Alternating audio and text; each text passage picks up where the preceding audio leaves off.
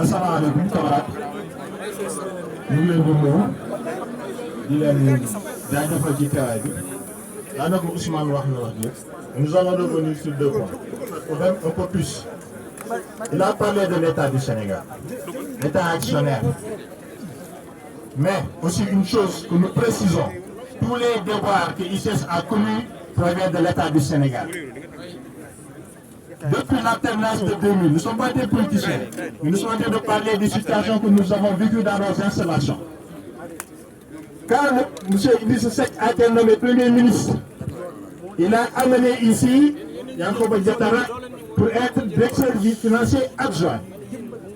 Il y a eu des bruits entre lui et le président. Idrissa Seck est parti, Diattara est parti. Donc ICS n'avait pas embauché Diattara. Macky Sall est venu comme Premier ministre. En 2004, il a nommé Ousmane Ndiaye comme directeur général adjoint. Administrateur directeur général. C'est Ousmane Ndiaye qui a signé le fameux contrat de Jérôme Godard, qui nous a mis à terre une société qui pesait 144 milliards de capital. On l'a vendu presque au franc symbolique. C'est une honte pour un pays. Ce contrat a été signé dans le bureau de qui? Eux, ils savent. En présence de qui? Eux, ils savent. Il y a un grand procès qui s'est passé dans le pays. On n'a pas évoqué les ICS, alors que c'était pour enrichissement illicite. Il y a une petite télé Sénégal. Le ministre Ousmane Gomde, le problème des ICS a été réglé grâce à l'ingéniosité financière de M. Karim Wade.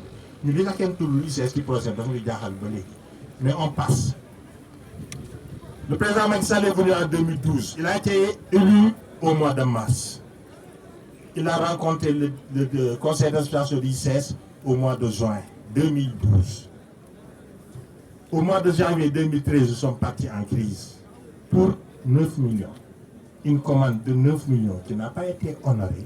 C'est ça qui nous a amenés en crise en 2012, en 2013. 9 millions. Alors que la commande a traîné au niveau des appros pendant 2 ans, les gens n'ont pas acheté l'équipement de contrôle de la chaudière et la chaudière s'est cassée. Les gens ils ont recapitalisé. Indorama est venu. Nous avons rencontré Indorama ici le jeudi 28 août 2014. Ils ont rencontré les travailleurs de Mbao le mercredi 27. Et 2 jours avant, le 25 ou le 26, ils ont été au palais en audience avec le président de la République. Quand M. Manish Moudra est venu nous rencontrer, nous lui avons dit, c'est l'intersyndical des ICS qui a regardé, qui a vu que le management de RK n'était pas bon. Nous avons déroulé un plan d'action. Nous avons parlé à l'État, nous avons parlé au Parlement. C'est ça qui a amené Indorama. Nous allons suivre avec vous votre management. Il nous a dit, moi, Manish Moudra, il nous a dit clairement, moi j'ai promis au président de la République qu'il n'entendra jamais une mauvaise nouvelle des ICS. Il y a 7 mois, les gens ne se sont pas occupés de l'entretien de la cité. Il y a eu une brèche sur la clôture grillagée de la piscine. Les gens n'ont pas réparé. Ils ont testé la piscine, ils ont laissé l'eau là-bas. Un innocent enfant est mort dans la piscine noyée. Donc, est-ce que Manish Moudra l'a dit au président de la République? Vraiment, nous voulons savoir si ça a été dit. Et quelle est la réaction de l'État? Jusqu'à ce que le pétrole arrive, c'est ICS qui draine l'économie nationale. Le président est parti au club de Paris chercher 2500 milliards. Il est revenu avec 7700 parce qu'on avait la confiance des bailleurs étrangers. Ils ont vu que l'économie du Sénégal était bonne. On a eu un taux de croissance constant à un niveau satisfaisant de 2016 à nos jours. Parce que ICS a boosté les exportations. Les 3 dernières années, dans le rapport d'ITE, en 2021, on a fait 344 milliards de chiffre d'affaires. En 2022, le rapport qui est sorti au mois de décembre, 566 milliards. Lorsque nous sommes partis à la direction générale du travail, c'est le directeur général d'ICS, c'est la direction générale qui a dit que 2023, on va faire la moitié de 2022. On le prend au mot, la moitié de 566, 283. On ajoute les 3 chiffres. 2021, 2022, 2023. Ça fait 1193 milliards en 3 ans. 400 milliards annuellement en exportation.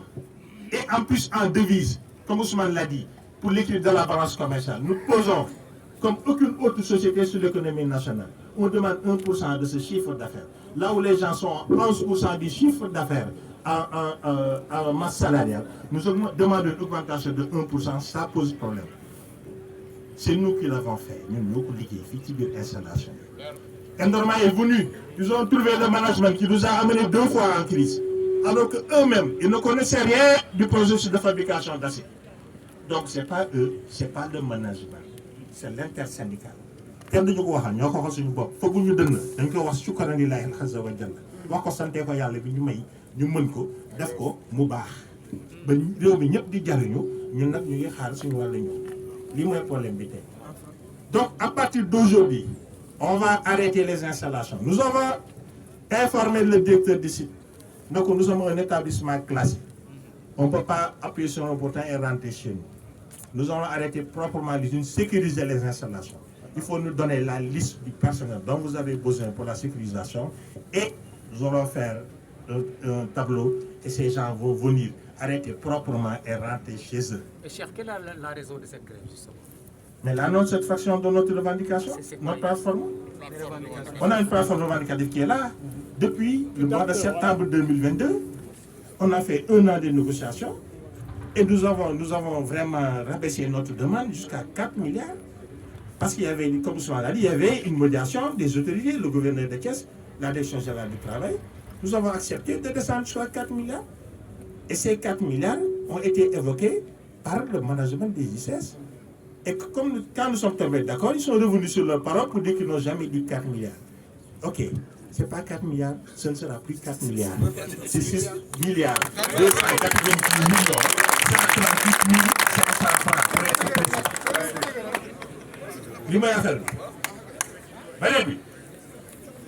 Nous avons dit au directeur de nous donner la liste du personnel. Nous serons là à attendre jusqu'à 0 heure. On va arrêter les installations. 1 semaine d'arrêt.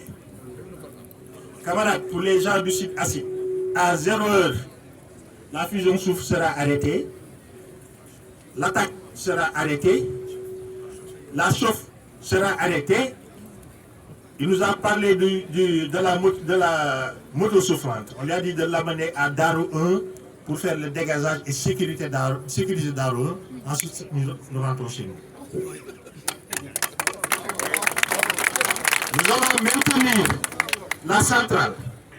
Parce que durant ces moments de sécurisation, si l'usine déclenche et que la Sénélec n'est pas là, on ne pourrait pas redémarrer. Donc nous allons maintenir la centrale en marche. On fait la sécurisation de Darou 1, on arrête tout, on rentre chez nous, jusqu'à lundi, on revient. Si nous obtenons nos 6 milliards 290 millions, nangam, comme dit mon ami, comme charge sociale, si on revient, on va revenir redémarrer les usines proprement. le cas échéant. Le cas échéant, eh bien, nous allons aviser et notre plan d'action va évoluer graduellement. L'État sait de quoi nous parlons. Les gens qui constituent l'État savent de quoi nous parlons. Et personne ne peut nous divertir. Vous vous rappelez d'Africa Energy? C'était une diversion en 2014. Vous avez entendu parler de Necotrans? Oui, Necotrans. Nous sommes allés à l'Assemblée, parler aux députés là-bas. Ils sont venus, ils ont lu un cas, ils sont venus visiter nos installations. Africa Energy, une centrale qui a besoin de terre. Une centrale de 300 mégas, les gens prennent 700 hectares. Mais on peut faire 10 centrales ou plus avec 700 hectares. Moi j'ai assisté à une réunion là-bas, les populations ont dit, mais il fallait voir. Nous avons dit que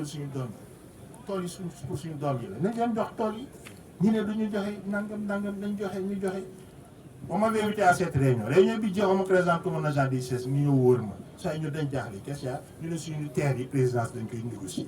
Ah, une société privée qui a besoin de terre. On fait une négociation à la présidence. On est xaw ma ci dara. Hein? Diversion yooyu nag kenn duñu ko tegal. Ñu ñoo indi société bu ba fii. Indi réew mi, économie réew mi ba fii. Xam nañu fii ñu jëm. Kenn duñu divertir. C'est très clair.